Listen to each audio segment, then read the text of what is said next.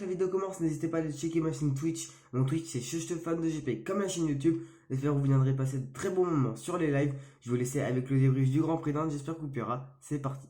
Et bonjour à tous, c'est Checheux. J'espère que vous allez bien. Moi, c'est nickel. Aujourd'hui, on se retrouve pour une toute nouvelle vidéo. Le Grand Prix d'Inde s'est donc terminé sur le circuit de Boud. Voici donc son débrief. Si cette vidéo vous plaît, n'hésitez pas à lâcher vos plus gros pouces bleus, ça me ferait extrêmement plaisir. À vous abonner si vous aimez mon contenu. Activez la cloche de notification pour être au courant de toutes nouvelles vidéos qui vont sortir sur la chaîne. Je vous laisse sans plus tarder avec le débrief du Grand Prix d'Inde. C'est parti. Déjà, on va commencer par les résultats de ce Grand Prix d'Inde. En qualif, c'était la pole de Marco Bezzecchi en 1,43 947, suivi de Morore Martin, de Francesco Bagnaia, de Luca Marini à la quatrième position et d'un surprenant Joan Mir à la cinquième position. Pour la course au sprint, c'est évidemment la victoire de Roré Martin, de Francesco Bagnaia et Marc Marquez qui nous a fait un très beau week-end. Brad Binder, lui, se place quatrième sur ce Grand Prix, donc sur cette course au sprint du Grand Prix d'Inde. Et Marco Bezzecchi, après s'être fait accrocher par Luca Marini, malheureusement, c'était vraiment très très chaud entre les deux. Et Luca Marini s'est même blessé à la clavicule. Il sera P5 Marco Bezzecchi, qui, vous allez le voir, a fait un week-end extraordinaire. Car pour le Grand Prix du dimanche, évidemment, Marco Bezzecchi a dominé les débats, prenant vite la tête après le premier tour du Grand Prix. Il s'échappera avec je ne sais plus combien de secondes d'avance, mais il était très très fort. D'ailleurs, il faut aussi parler d'un certain Marc Marquez qui malheureusement est parti à la faute. Voilà, c'était très compliqué, mais bon, il a réussi à repartir. Et aussi, Francesco Bagnaia est parti à la faute. Et ça relance vraiment le championnat, comme vous allez le voir dans quelques instants. Parce que là, Francesco Bagnaia, avec cette chute, c'est vraiment peut-être le pire truc qui aurait pu lui arriver au pilote Ducati. C'est vrai qu'il avait des bons points d'avance sur Roré Martin. Il était devant Roré Martin. Et malheureusement, il part à la faute. Et donc la suite de ce classement, avec la victoire de Marco Bezzecchi, c'est ensuite à la P2 de Roré Martin. P3, c'est notre Français Fabio Quartararo. C'est super pour Fabio qui va reprendre, je pense, un peu plus de confiance, un peu plus de morale. C'est vrai que ces derniers temps, il était peut-être pas très content. Il devait être un peu frustré de sa machine. Une belle quatrième place aussi de Brad Binder.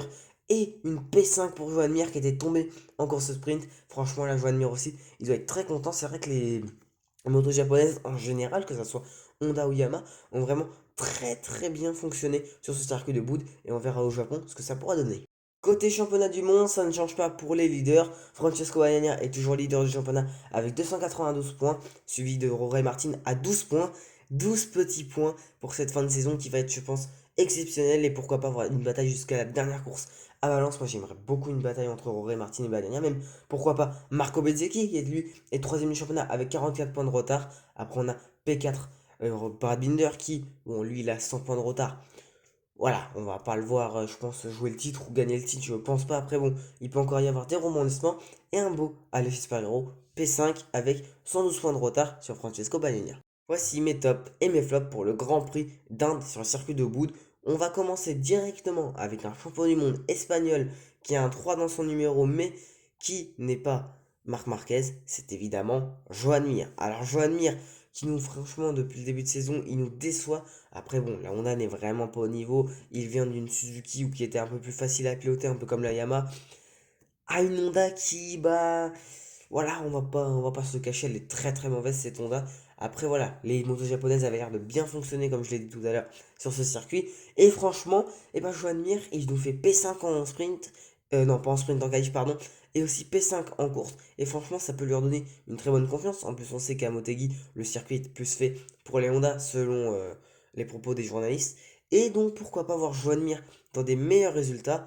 Un autre pilote, lui, il est français et il porte le numéro 20 et il roule chez Yamaha. C'est Fabio Quartararo. Fabio Quartararo, il nous a fait un week-end impérial. Franchement, j'ai rien à lui reprocher. Bon, un truc à reprocher, c'est sur sa Yamaha qui, évidemment, avec deux pannes mécaniques successives sur la même séance.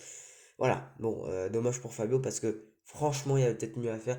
Mais bon, en qualif, il a été bon. En course sprint, il a quand même été bon aussi. Et en course principale, il était vraiment excellent. Maintenant, à voir si Fabio Quartararo va pouvoir reconfirmer à Motegi. C'est pour ça vraiment qu'on aura un très bel œil sur le pilote français. Oui, comment ne pas parler de Marco Bezzecchi aussi, le pilote italien, a fait un week-end incroyable. En sprint, il se fait faucher par son coéquipier et il nous remonte jusqu'à la cinquième position pour ensuite remporter la course principale avec une avance incroyable. Et aussi une mention à Raúl Fernandez qui nous a vraiment fait une excellente course principale et aussi course sprint. Il est vraiment en forme depuis le Grand Prix de Catalogne. Et franchement, à voir s'il peut s'améliorer encore plus au Grand Prix du Japon. Pour les flops, je vais déjà mettre Jack Miller parce que le pilote australien nous a fait un très mauvais week-end. Franchement, c'est compliqué pour le pilote KTM. C'est vrai que Miller il nous a fait un très très très bon début de saison. Alors, on sait qu'au Japon, il peut être très fort. On l'a vu l'année dernière où il a dominé la course. Mais voilà, Miller, c'est vraiment mauvais son week-end. J'ai pas autre chose à dire, franchement, mauvais. Voilà, c'est vraiment le mot qui me vient à l'esprit pour Jack Miller. Et franchement, c'est vraiment dommage pour le pilote australien. Aussi, Aleix Espargaro, il nous fait des week-ends depuis Grand Prix de Catalogne qui sont désastreux. Franchement, Aleix Espargaro, c'est dommage pour lui parce qu'il a vraiment un gros potentiel. Il peut aller chercher un titre de champion du monde parce qu'il a la moto vraiment pour. La Aprilia, elle est très très bonne. Et puis, il a le talent pour. Il remporte des courses. C'est pas comme si c'était pas un bon pilote, ou un pilote comme Raúl Fernandez ou Miguel Oliveira qui découvre cette Aprilia. Non, lui, il roule chez Aprilia depuis 2017. Donc, il a eu le temps de la connaître et maintenant, il a le talent pour aller gagner. Donc, aller chez Spargaro, c'est vraiment dommage. Tout comme son coéquipier, Maverick Viñales, il est lui aussi en difficulté. Alors, voilà, il y en a, ils vont me dire, oui, il a fait quand même un bon week-end, il a fini quand même dans les bonnes positions en course, oui. Mais moi, je ne juge pas qu'à la course, je joue au week-end avec les essais, les sprints, les qualifs, enfin, surtout. Et pour moi, Marie Millanes, après c'est mon avis, n'hésitez pas à mettre le vôtre en commentaire pour vos tops, vos flops et sur ce que vous voudrez voir de ces pilotes-là pour le prochain week-end. Mais Maverick Viñales, franchement, c'est vraiment dommage. Il a vraiment pas fait un bon week-end. À voir désormais s'il peut remonter la pente avec son Aprilia. Mais je pense que les Aprilia peuvent remonter la pente pour le Grand Prix du Japon. Le week-end prochain, le MotoGP se déplace à Motegi au Japon. À voir ce que ça pourra donner pour tous ces pilotes. Je sais que Jack Miller est très fort là-bas.